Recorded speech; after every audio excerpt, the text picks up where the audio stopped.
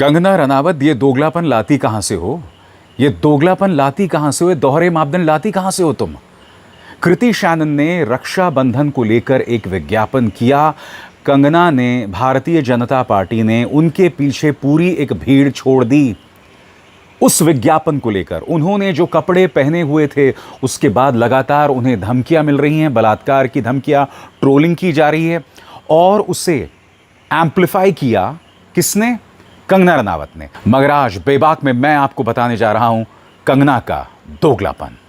तो सवाल तो पूछ, हक है तेरा, फर्ज है तेरा, किसी की खैरात, किसी का एहसान नहीं तुझ पर, मगर शर्त है अंदाज़े बयां हो बेखौफ, अंदाज़े बयां हो स्पष्ट, अंदाज़े बयां हो बेबाक। हां, उस लफ्ज को याद रखो, अंदाज़े बयां हो बेबाक। बेबाक। स्वागत है आपका बेबाक में। आज हम बात करने जा रहे हैं भारतीय जनता पार्टी सांसद कंगना रनावत के दोगलापन की। दोस्तों, इस वक्त आपके स्क्रीन पर चल रहा है कृति शैनन का एक विज्ञापन जो उन्होंने रक्षाबंधन के मौके पर किया।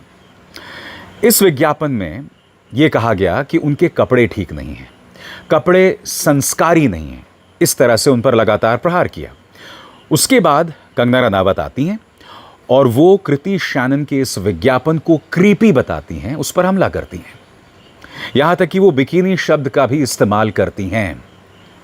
यहां पर साफ तौर पर न सिर्फ कंगना रनावत का बल्कि भारतीय जनता पार्टी का भी दोगलापन दिखाई देता है। तो चलिए, हाथ कंगन को आर से क्या, आज हम कंगना से कुछ सवाल पूछते हैं।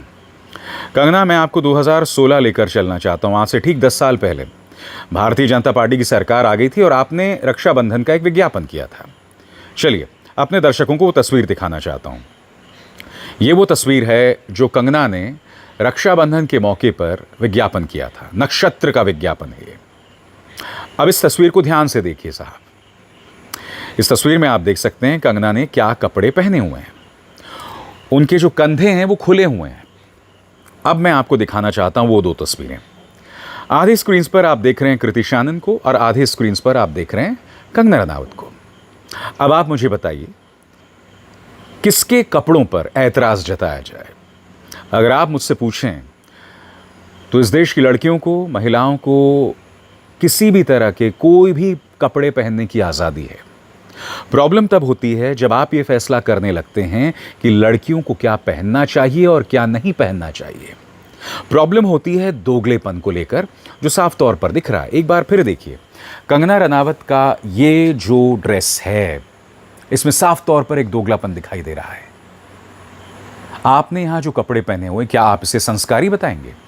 अगर मैं आपकी शब्दावली का इस्तेमाल करूं और आप ही की सोच का इस्तेमाल करूं, क्योंकि कम से कम कृति शैनन ने जो कपड़े पहने हुए उनके कंधे तो ढके हुए हैं। अब आपने जो कपड़े 2016-17 को पहने हुए थे, इस बारे में आपका क्या कहना है? कंगना, क्या वाकई आपको शर्म आती है? आप जेनजी को जनरेशन गटर बताते हैं, उन पर ताना कसते हैं शराब और ड्रग्स को लेकर। आप खुद छक्कर शराब पिया करती थीं। आपने खुद इस बात को स्वीकार किया है कि आप ड्रग्स लेती थीं, और ज़्यादा दिन पहले नहीं, कुछ ही दिनों पहले की बात है। और आप दूसरों को ताने देती हैं। सबसे बड़ी बात दोस्तों, दूरदर्शन पर आकर तिहाड़ी पत्रकार और कंगना जो कि एक सांसद हैं, उन्होंने मुसलमानों को ताने दिए, ईद पर ताने कसे। और मैं आपको बताता हूं ये प्रॉब्लमैटिक क्यों है। क्योंकि यहां पर तिहाड़ी पत्रकार कंगना रनावत से सवाल पूछता है कि अगर ईद का मौका होता तो कृति इस तरह के कपड़े नहीं पहनते। तो इसके जवाब में बेवजह कंगना कहती है, भाई उनकी शादी तो उनकी बहनों से हो जाती है, उनके कजन से हो जाती है। पहले वो क्लिप देखिए, फिर मैं उसकी चर्चा करूंगा। सुना जाए। अगर यही कृति अगर ईद पर एक पोस्ट डालेगी तो क्या ऐसे कपड़े पहनकर डाल सकती है? मुझे लगता है वहां तो फिर भी आप अपनी कजिन और बहनों से शादियां करते हैं। अब मैं आपको बताता हूं ये प्रॉब्लमैटिक क्यों है। सबसे पहले कंगना यहां ताना कस रही है कि अगर ईद होता तो कृति इस तरह के कपड़े नहीं पहनते। तो चलिए कंगना, मैं आपको दिखाता हूं, जब आपने ईद को लेकर विज्ञापन किया था तो आपने ये कपड़े पहने हुए थे। अब आपके पूरे स्क्रीन पर देखिए दोस्तों, कंगना ने जब रक्षाबंधन के लिए विज्ञापन किया था और ईद के लिए, आपके आधे स्क्रीन पर आप देख रहे हैं रक्षाबंधन के लिए किया गया उनका विज्ञापन और आधे स्क्रीन पर ईद को लेकर किया गया विज्ञापन। यानी कि कंगना रनावत जिस मुद्दे को लेकर अपने विरोधियों पर हमला करती हैं, क्योंकि आपको याद होगा राहुल गांधी को इन्होंने ड्रग एडिक्ट तक बता दिया था, और मुझे आपको कतई बतलाने की जरूरत नहीं कि ड्रग्स को लेकर कंगना की अपनी क्या राय है। और अगर आप भूल गए हैं तो फिर से सुनिए, आज से ज्यादा समय पहले नहीं, कोरोना के दौरान इन्होंने किस तरह से स्वीकार किया था कि ये ड्रग्स लेती थी। सुना जाए। जैसे ही मैं घर से भागी, 1.5-2 साल में मैं एक फिल्म स्टार थी, एक ड्रग एडिक्ट थी। मेरी ज़िंदगी में इतने सारे कांड चल रहे थे कि मैं ऐसे लोगों के हाथों में लग चुकी थी कि जहाँ से मुझे शायद मौत ही निकाल सकती थी। ये सब इतना सब डेंजर हो चुका था मेरी लाइफ में जब मैं टीनेजर ही थी अभी। सोच लो मैं कितनी खतरनाक हूँ। आज कंगना दूसरी अभिनेत्रियों के कपड़े पर टिप्पणी कर रही हैं। क्यों? क्योंकि वो भारतीय जनता पार्टी की जो अंधभक्त हैं, जो कट्टर है ना, उनमें जगह बनाना चाहती हैं। क्योंकि देखिए, इनसे सांसदी हो नहीं रही है। इन्हें क्या लगता है कि लोगों को भड़काओ, डराओ, उन्हें लगातार प्रोवोक करते रहो तो मैं अपनी जगह बना सकती हूं। सबसे बड़ी बात, जिस कृति शानन के कपड़ों पर तुम प्रहार कर रही हो, मैं अपने दर्शकों को एक वीडियो दिखाना चाहता हूं। जैसे कि आप जानते हैं कि कृति को नेशनल अवार्ड मिला है और कंगना को भी नेशनल अवार्ड मिला है। एक जमाने में ये अच्छी अभिनेत्री हुआ करती थी। अब इस वीडियो को देखिए। इसमें कृति शानन पुरस्कार ले रही हैं, नेशनल अवार्ड, और इसी में आप देखेंगे आगे जाकर कि कंगना भी नेशनल अवार्ड ले रही हैं प्रणब मुखर्जी से, राष्ट्रपति प्रणब मुखर्जी से। अब आप मुझे बताइए दोस्तों, कृति ने तो यहाँ पर साड़ी पहनी हुई है, मगर नेशनल अवार्ड्स, राष्ट्रीय फिल्म पुरस्कार में, अब आप मुझे बताइए कंगना ने किस तरह के कपड़े पहने हुए हैं। मैं एक बात स्पष्ट कर दूं, कंगना बहुत खूबसूरत लग रही हैं और उन्हें ये कपड़े बदलने की कतई ज़रूरत नहीं है। मुझे प्रॉब्लम उस दोहरे मापदंड को लेकर है जो हम कंगना में लगातार देखते हैं, और इन्हें कतई शर्म नहीं आती, कतई शर्म नहीं आती है। लगातार ये कहना कि राहुल गांधी का ड्रग्स टेस्ट होना चाहिए, लगातार दूसरे अभिनेत्रियों पर हमला करना, और अब तो कंगना ने मानो पूरी फिल्म इंडस्ट्री पर जंग छेड़ दी है। कोई भी इन्हें नसीहत दे रहा है उस पर वो हमला कर रही हैं। आपको याद है अभी 2 ही दिन पहले उन्होंने क्या कहा था? सुना जाए। देखिए, इनफ इज इनफ। मैं देखती हूँ हर एक आए दिन ये इस तरह के लोग, चाहे वो आशुतोष राणा हो जो कहते हैं कि कुत्ते की तरह भौंकते हैं, चाहे सोनू सूद टाइप लोग हैं जो कहते हैं कि मुझे तरीका सीखना चाहिए, राखी सावंत टाइप लोग हैं जो मेरे चरित्र पर जो है हर तरीके की भद्दी टिप्पणी करते हैं, तापसी पन्नू टाइप लोग हैं जो मेरे माता पिता को, मेरी परवरिश को, मेरे बैकग्राउंड को अपमानित करते हैं। ये लोगों के लिए मेरा सिर्फ एक मैसेज है कि अगर आप लोग मेरे समान 1% भी लाइफ में सक्सेस नहीं कमा पाए हो तो मैं आपका कोई भी ज्ञान नहीं सुनूंगी। सब फेल्ड और बिल्कुल अनवांटेड लोग जो हैं, मुझे जब देखो 4 गालियां देते रहते हैं मीडिया में आने के लिए, पहले आप कंगना रनौत बनो तो सही, आप बन के दिखाओ ना। लेकिन आप लोगों की मैं बिल्कुल कोई भी सलाह मशवरा नहीं सुनूंगी। कोई कुत्ता कह रहा है, कोई माता पिता को गाली दे रहा है, कोई कहता है टांग उठाती है, मैं ये भद्दी टिप्पणियां नहीं सुनूंगी। ये भूखे नंगे लोग मुझ पे लैच ऑन नहीं हो सकते हैं। Enough is enough. पेरेंट्स को नहीं छोड़ रहे हैं। कोई आशुतोष राणा जैसे कह रहे हैं कि कुत्ते की तरह भौंकती है। आप पहले कंगना रनौत बन के दिखाइए। अगर जो पर्सन मुझसे ज्यादा सक्सेसफुल है, मुझसे ज्यादा माननीय है, सम्मानीय है, उनकी मैं सलाह लूंगी। बाकी फेल्ड, स्टूपिड, डिस्गस्टिंग, भूखे नंगे लोगों की मैं कोई सलाह नहीं लूंगी। I can help them if they want, but I am not here to listen things from them. और जहाँ तक बाबा रामदेव जी की बात है, उन्होंने हर मर्यादा लांघ दी है, और उन्होंने जो है जिस तरह की टिप्पणी एक महिला पर की है, सारा समाज शर्मसार है। उन्होंने सनातन के वो कपड़े पहनते हैं, जिस तरह के वो नारंगी वस्त्र धारण करते हैं, उनको उन्होंने शर्मसार किया है। जो भी वो किस तरह की टिप्पणी महिलाओं पर कर रहे हैं, तो आई थिंक उनको जो है कहीं ना कहीं अपनी जो दृष्टि है महिलाओं के लिए, उसके बारे में जो है उनको शोध करना है। और आप जानते हैं दोस्तों कि कंगना के इसी तेवर पर कांग्रेस भी हमलावर है। सुप्रिया श्रीनेत ने कंगना को नसीहत दी है कि कोई लड़की क्या पहनना चाहती है ये उसका प्रॉब्लम है, मॉरल पुलिसिंग मत कीजिए। सुप्रिया श्रीनेत ने किस तरह से प्रहार किया था कंगना पर, आइए सुनते हैं। देखिए, कंगना जी अब सिर्फ एक फिल्मी अदाकारा नहीं है, कंगना जी अब एक चुनी हुई सांसद हैं। इसलिए जब वो जो कुछ कहती हैं उनको थोड़ी जिम्मेदारी से कहना चाहिए। पहले उन्होंने किसानों को अपशब्द कहे, फिर उन्होंने कहा मैं आरक्षण में बिल्कुल यकीन नहीं करती, आरक्षण खत्म हो जाना चाहिए।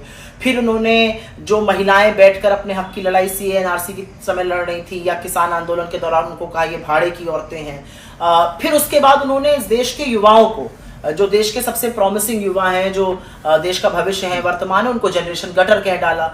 अब जो वो कर रही हैं वो उनकी झुंझलाहट, उनके फ्रस्ट्रेशन की निशानी है। आपकी साथी कलाकार हैं, आपकी इंडस्ट्री से ये लड़कियां आती हैं, ये भी होनहार हैं, आप भी बड़ी अच्छी अदाकार, आप भी बड़ी होनहार अदाकारा हैं। आप जो अब कर रही हैं, उनके कपड़ों पे कमेंट करना, उनकी लाइफस्टाइल पे कमेंट करना, किसी की वेशभूषा पर बोलना, ये दिखाता है कि आपकी कितनी मिसोजिनिस्ट, कितनी पितृसत्ता वाली सोच है आपकी। और इसी पितृसत्ता सोच के खिलाफ राहुल जी कहते हैं स्मैश द पेट्रियार्की। आप ये काम अभी तक आदमी कर रहे थे तो बुरा लगता था और इसके खिलाफ हम खड़े थे। अब देश की चुनी हुई महिला सांसद जो फिल्म इंडस्ट्री से आती हैं, और आप तो बहुत खूबसूरत हैं और आपने तो बहुत अच्छे अच्छे कपड़े पहने और उससे ज्यादा ग्लैमरस कपड़े पहने, और इसमें अच्छी कोई बुरी बात नहीं है। आप अपने साथी कलाकारों के खिलाफ इस तरह की तीखा टिप्पणी, कितनी कितनी नेगेटिव, कितनी मिसोजिनिस्ट, कितनी पितृसत्ता, कितनी पेट्रियार्कल सोच है कि एक महिला हो कि आप दूसरी महिला के कपड़ों पर छिटाकशी कर रही हैं, किसी की लाइफस्टाइल पे आप कुछ बोल रही हैं। मुझे लगता है ये उनका फ्रस्ट्रेशन है। बहुत बेचारी नोटिस होना चाहती हैं बीजेपी में, लेकिन उलझुल बयान देती हैं, तो बीजेपी को भी लगता होगा गलत कर दिया सदन में ला। आज़ाद भारत के इस दौर का जब इतिहास लिखा जाएगा ना, तो भारतीय जनता पार्टी और कंगना रनावत के दोगलेपन पर लगातार सवाल उठते रहेंगे। तुम रक्षाबंधन में कृति शानन ने एक विज्ञापन में क्या कपड़े पहने, कंगना उसको लेकर सवाल उठा रही हो। क्या मुझे तुम बता सकती हो कि बलात्कारी राम रहीम को रक्षाबंधन के मौके पर 21 दिन के लिए पैरोल पर भाजपा ने रिहा कर दिया। अब मुझे बताओ कंगना, इस पर तुम खामोश क्यों हो? राम रहीम पर यह महज आरोप नहीं है, गुनाह सिद्ध हो चुका है, मगर यह व्यक्ति ज्यादा वक्त बाहर बिताता है, यानी पैरोल पर, और अंदर तो बहुत कम ही रहता है। तो मैं कंगना से सवाल पूछना चाहती हूं, क्या वजह है कि तुम इस मुद्दे पर खामोश रहती हो? क्या वजह है कि तुम मेरे किसानों को गाली देती हो? क्या वजह है कि तुम मेरे जेन जी को गाली देती हो, हमारे बच्चों को गाली देती हो?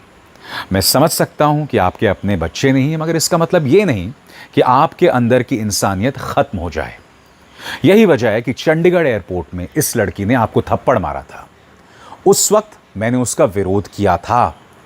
मगर कंगना, रोज तुम इस तरह के बयानात दे रही हो, तुम लगातार लोगों को भड़का रही हो, तुम्हारे अंदर की संवेदना पूरी तरह से खत्म हो गई है।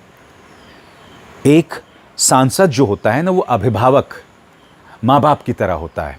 वो संवेदना, वो सेंसिटिविटी तुम में कतई नहीं है। तुम्हारे अंदर की इंसानियत पूरी तरह से मर चुकी है। और सबसे बड़ी बात, वो जो क्लिप मैंने आपको दिखाई थी जिसमें वो तिहाड़ी पत्रकार पूछ रहा था कि भाई ईद के दिन कृति शानन ये कपड़े तो पहनती नहीं, जिसके जवाब में कंगना ने क्या कहा था? कंगना ने कहा था कि नहीं, उनके यहाँ तो उनकी कजन्स में शादी हो जाती है, यानी कि बेवजह तो मुसलमानों पर निशाना साध रहे हो। और अभी 2 दिन पहले, या कहा जाए 24 घंटे पहले क्या हुआ था?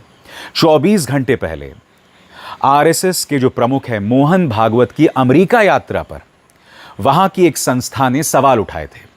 यह तक कहा था कि भारत के अंदर मुसलमानों के साथ, अल्पसंख्यकों के साथ ज्यादती होती है, पक्षपात होता है। तब हमारे विदेश मंत्रालय ने उस पर आपत्ति दर्ज की थी। रणधीर जायसवाल ने प्रेस कॉन्फ्रेंस किया था कि गलत है, ये जो संस्था है USIF जो भी है, मैं भूल रहा हूं संस्था का नाम, ये तो सिर्फ भारत को ही टारगेट करता है। तो रणधीर जायसवाल साहब, या ये कहा जाए माननीय लेजर आइज एस जयशंकर, कृपया बताएं, जब आपकी सांसद कंगना रनावत इस तरह के बयानात दूरदर्शन पर, जो कि सरकारी टेलीविजन है, वहां पर आकर देगी, जब आप ही का पत्रकार, यानी कि दूरदर्शन का पत्रकार, जिसे आप सालाना लोगों के टैक्स के पैसे से 15 करोड़ रुपए देते हैं, वो इस तरह के वाहियात सवाल पूछेगा, तो आप क्या उम्मीद कर रहे हैं कि विदेशों में बैठी संस्थाएं भारत की धर्मनिरपेक्षता, भारत की माइनॉरिटीज के बारे में क्या कहेंगी? इसलिए अपने गिरेबान में झांकिए। जब तक भारतीय जनता पार्टी में कंगना रनावत जैसे सांसद हैं, यही होता रहेगा, आगे भी होता रहेगा। मगर इस मंच पर हम बेबाकी से सवाल उठाते रहेंगे, ये मेरा वादा है। अब इसार शर्मा को दीजिए इजाजत। नमस्कार।